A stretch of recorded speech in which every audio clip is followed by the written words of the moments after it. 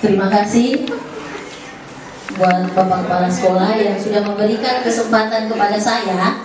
Ya. Baik teman-teman, Bapak Ibu guru hebatnya SMP Antam, di sini saya tidak mengajari Bapak Ibu guru karena saya tahu Bapak Ibu adalah guru-guru hebat yang sudah pernah mengikuti PK. Ada bedanya Bapak Ibu, apa yang kita lakukan selama ini dengan apa yang saya dapatkan di pembelajaran guru penggerak. Hanya kita tidak belum paham bahwa yang saya lakukan ini ternyata sudah itu nih. Ya baik Bapak Ibu, saya mulai saja diseminasi aksi nyata budaya positif yang memang harus kita lakukan di sekolah kita. Perubahan itu mau tidak mau, suka tidak suka harus kita laksanakan. Kalau kita tidak melaksanakan itu, kita ketinggalan Bapak Ibu. Ya, untuk awalnya itu dia berasal dari filosofi KHD Hajar Dewantara, Bapak Ibu yang sangat terkenal. Salah satu yang saya ambil di sini ada triloginya, Ingat Sosuntulodo, Imandia Mongkarso, Tuturi Handayani. Ini salah satu dari Ki Hajar Dewantara. Dan sebagai guru kita itu harus menuntut peserta didik kita. Jadi kita itu harus menuntut, membawa mereka ke kodratnya masing-masing. Jadi kita guru bukan memaksa anak itu maunya kita, tetapi kita harus paham maunya anak seperti apa. Jadi kita itu guru hanya menuntut saja kemana mereka. Baik, saya lanjut ke nilai-nilai kebajikan. Ini adalah nilai-nilai kebajikan yang harus kita jadikan terhadap anak didik kita. Yang profil pelajar Pancasila ini ada 6, ya ada 6. beriman, bertakwa kepada Tuhan Yang Maha Esa dan berakhlak mulia. Kemudian mandiri kebinakaan global, bergotong royong dan kreatif. Bapak Ibu, saya rasa ini sudah sering mendengar ini profil belajar Pancasila. Nilai kebajikan berikutnya, nih, bahasa Inggris itu organisasinya, nggak usah bisa sebut, sikap murid saja. Nanti guru bahasa Inggris saja yang baca. Jadi murid itu harus bisa toleransi, memiliki rasa hormat, integritas, mandiri, menghargai, antusias, empati, keingin-tahuan, kreativitas, kerjasama, percaya diri, dan komitmen. Ini menurut organisasi PYP.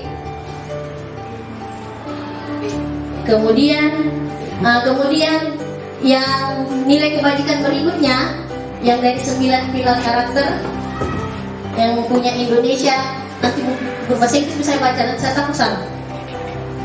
Cinta Tuhan dan segenap ciptaannya. Ini sebenarnya sudah masuk tadi di profil belajar Pancasila. Kemandirian dan tanggung jawab, kejujuran, diplomatis, suka menolong dan gotong royong, percaya diri, kreatif, bekerja keras, kepemimpinan dan keadilan, baik dan rendah hati, toleransi, kedamaian dan kesatuan. Oke, lanjut dari pilar mana lagi nih? Ini lagi. Menurut petunjuk seumur hidup dan keterampilan hidup.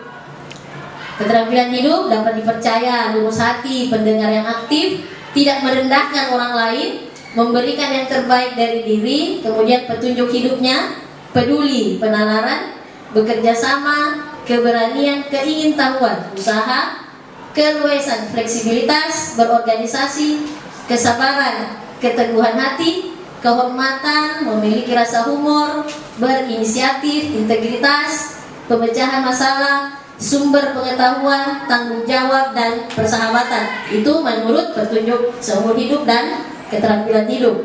Kemudian organisasi berikutnya, ini building moral intelligence. Yang pertama itu mereka mengatakan empati, suara hati, kontrol hati, rasa hormat, kebaikan, toleransi, keadilan. Kemudian, nah yang ini dari apa ini, proyek nilai-nilai kebajikan. Ini yang banyak sekali nih. Ada pedulinya, keterus-terangannya, kebersihan, komitmen, belas kasih, percaya diri, dan lain-lain. Dari tadi itu nilai-nilai kebajikan itu yang harus kita ajarkan ke anak-anak, kita timbulkan ke peserta didik kita, ya. Mudah-mudahan itu bisa terlaksana, walaupun dari sekian banyak nilai kebajikan ada yang bisa kita jadikan terhadap peserta didik kita. Kalau tentang keagamaan, saya rasa anak-anak sudah jadi, ya, sudah jadi itu. Toleransi itu saya rasa sudah jadi ke mereka. Tinggal yang paling bagus mungkin itu rasa empatinya anak-anak yang kita ingin keluarkan. Anak-anak dan kita sendiri sebagai seorang pendidik, kalau kita punya rasa empati itu, komitmen itu, apapun kita lakukan tanpa disuruh-suruh gitu, jalan sendiri itu barang. Tidak usah kita tunggu dulu perintah, ibu guru ini dan perintahkan si A. Yang penting kalau anak-anak sudah kita tumbuhkan rasa empati, komitmen sama mereka, itu pasti jadi. Baik, sekarang kita masuk tentang hukuman, konsekuensi, dan restitusi. Ini yang kadang kita tidak sadari dilakukan, kita masih lakukan. Kemudian pemantau, yang berikutnya pemantau. Pemantau, bahasa yang biasa dikeluarkan sebagai pemantau, peraturannya apa? Itu pemantau. Kemudian apa yang telah kamu lakukan? Yang berikut, sanksi atau konsekuensinya apa? Ya, itu yang bahasa-bahasa sebagai seorang pemantau. Kemudian manajer, ini yang posisi terakhir, yang diharapkan nanti kepada seorang peserta, seorang pendidik. Jadi manajer itu bukan hanya kepala sekolah saja yang berperan sebagai manajer, tetapi pendidik juga harus menjadi seorang manajer. Jadi dari kelima tadi posisi kontrol, yang diharapkan itu terjadi sama peserta didik itu, pendidik itu adalah sebagai seorang manajer. Bapak Ibu, Jadi manajer itu bahasanya beda dari yang 4 tadi. Ini ada contohnya bahasanya. Apa yang kita yakini, itu tadi pada saat kita membuat kesepakatan belajar, ya, contohnya kita bisa pertanyakan sama anak-anak itu, ya, apa yang kita yakini dari kesepakatan belajar kita. Jadi kita larinya ke sana nanti. Kalau sebagai manajer, kalau anak-anak itu membuat sebuah pelanggaran. Makanya yang tadi saya bilang sangat penting itu yang dibilang kesepakatan belajar atau kesepakatan keyakinan kelas atau kesepakatan sekolah. Itu juga harus ada, tidak bisa juga tidak. Kemudian yang bahasa berikutnya, apakah kamu meyakininya? Ya. Kemarin itu kalau ada anak-anak bilang yakin kau sudah minta maaf. Jadi manajer itu bukan memisahkan murid dari kelompoknya, tapi mengembalikan murid ke kelompoknya dengan lebih baik. Baik, mungkin itu yang posisi 5 kontrol Bapak Ibu. Kemudian kita lanjut. Yang terakhir segitiga restitusi. Segitiga restitusi. Di sini ada 3 segitiga restitusi. Yang pertama itu menstabilkan identitas. Kemudian validasi tindakan yang salah. Kemudian yang berikutnya menanyakan keyakinan.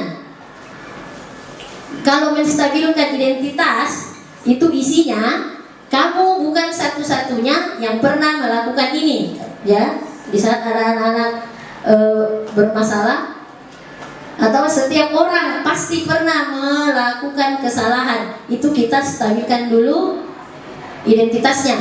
Kemudian yang validasi tindakan yang salah, kamu tentu punya alasan mengapa melakukan ini. Itu validasi tindakan yang salah. Kemudian adakah cara yang lebih efektif untuk mendapatkan apa yang kamu butuhkan. Kemudian menanyakan keyakinan. Keyakinan keras apa yang telah kita sepakati. Kemudian kamu ingin menjadi orang yang seperti apa. Dari segitiga restitusi ini, jadi kita lihat kasusnya dulu, peserta didik yang terjadi yang dilakukan. Jadi tidak mesti kita ambil 3-tiganya. Jadi kalau kasus yang dia bikin ringan, kita lihat dia masuk di validasi tindakan kah, atau langsung bisa keyakinan kah. Jadi tidak mesti 3-tiga ini kita urutkan satu-satu. Tetapi kalau kasusnya berat, ini kita pakai 3-3. Kalau kasus yang anak-anak hadapi berat, ya, Bapak Ibu, kan Ibu, ya, ini keyakinan segitiga restitusi. Jadi mungkin itu saja Bapak Ibu yang bisa saya sampaikan tentang budaya positif. Sekali lagi, mau tidak mau kita harus berubah. Kita harus berubah. Tidak bisa tidak. Memang kita harus berubah.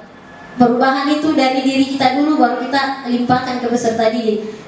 Ya, jangan kita maunya peserta didik berubah, sementara kita guru tidak mau kita berubah. Ya, saya terus terang untuk berubah menjadi bukan seorang penghukum itu berat sekali. Sudah lama sekali itu saya sebagai posisinya penghukum. Jadi saya harus bisa pelan-pelan mengubah hal itu. Ya, jadi kalau misalnya kita saat ini masih bisa jadi teman buat peserta didik kita, pelan-pelan nih kita berubah bisa menjadi seorang manajer. Jangan jadi temannya terus peserta didik. Ya, harus kita jadi manajer terakhirnya. Ya, kalau saya dari penghukum membuat orang merasa bersalah, itu saya sering-sering juga ini. Ya, manajer ini yang susah, memang betul-betul susah. Jadi apa yang kita lakukan sebenarnya Bapak Ibu sudah semua kita bikin, hanya tinggal kita yang tidak ya tahu bahwa ini yang kita lakukan ternyata masuknya di situ. Nah, mungkin Bapak Ibu sekian saja yang saya sampaikan. Terima kasih atas waktu dan kesediaannya. Mudah-mudahan apa yang saya bagikan ini sedikit banyaknya bisa merubah kepribadian kita. Kita pelan-pelan bisa ya. Saya juga berusaha pelan-pelan. untuk memposisikan diri saya dari posisi 5 kontrol itu. Terus terang, terutama pada diri saya dulu, baru saya kasih ke orang lain. Sekian, terima kasih Ibu Guru hebatnya SMP Anta. Kita ketemu lagi nanti di kegiatan selanjutnya. Terima kasih, sekian.